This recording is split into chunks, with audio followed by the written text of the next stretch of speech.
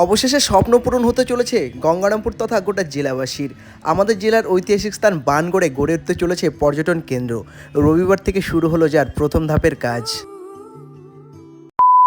দুর্গাপূজা থেকে সরস্বতী পূজা, Valentine day, সব কিছুতেই গঙ্গারামপুরবাসীর কাছে একটাই নাম, সেটা হচ্ছে বানগড়।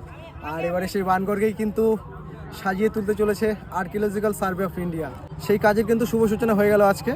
বানগড়ে যে চারপাশ রয়েছে সেখানে কিন্তু বাউন্ডারি দেওয়া হবে, তার জন্য প্রায় 2,08,00,000 টাকা বরাদ্দ করেছে কেন্দ্র সরকার।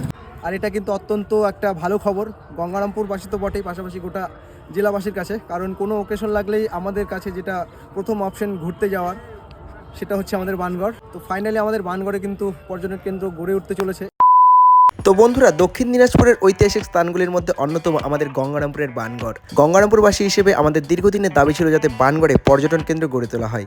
সেই দাবিকে মাথায় রেখে গত লোকসভা নির্বাচনের প্রাক মুহূর্তে আর্কিওলজিক্যাল সার্ভে অফ ইন্ডিয়ার পক্ষ থেকে কিন্তু বানগড়ের চারপাশে বাউন্ডারি দেওয়ার কথা ঘোষণা করা হয়।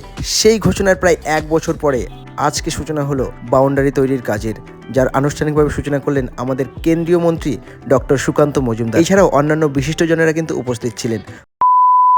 মূলত 2,08,00,000 টাকা মনে হয় বরাদ্দ হয়েছে, তাতে বাউন্ডারির এখনো পর্যন্ত যে অ্যাভেলেবেল জায়গা আছে সেটাকে বাউন্ডারির মাধ্যমে সুরক্ষিত করা, এটা প্রথম স্টেপ, যেটা আমি আমার ভাষণেও বলেছি। এর পরবর্তী স্টেপে আমরা আরও কিছু ডিমান্ড রেখেছি।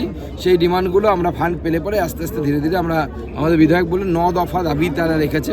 তো 9 দফা একবারে পূরণ হতে পারবে কিনা সেটা আমরা জানি না, আমরা চেষ্টা করবো ধাপে ধাপে ধাপে ধাপে এটাকে পূরণ করা। এটা হলো বানগড়ের চারপাশে যে পরিখা, সেই পরিখা এটা কিন্তু তৈরি করা হয়েছিল যাতে শত্রুরা বানগড় দুর্গকে আক্রমণ করতে না পারে। সেই পরিখার কিন্তু আজকে করুণ দশা। চাষাবাদ হচ্ছে, পাশাপাশি কিন্তু মাছ মারাও হচ্ছে। তো এই পাশটাতেই কিন্তু প্রাচীর তৈরি করা হবে, যার জন্য কিন্তু 2,08,00,000 টাকা বরাদ্দ হয়েছে। সেই কাজের কিন্তু আজকে সূচনা হলো। আর এখান থেকে বানগড়ের দৃশ্যটা ঠিক এরকম, প্রচুর গাছপালা রয়েছে এখানে। এই যে জিনিসগুলো দেখছো, এগুলো হচ্ছে এক একটা watch tower.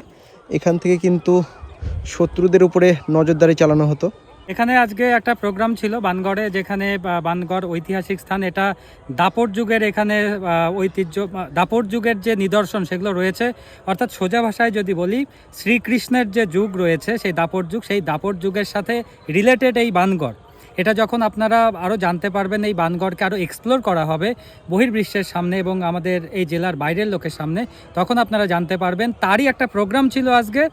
Doctor Sukanta Majumdar এই বানগড় এলাকাতে পর্যটন কেন্দ্র গড়ে তোলার জন্য প্রথম যে কাজ সেটা সূচনা করেছেন, সেটাই আমরা কভার করতে এসেছিলাম।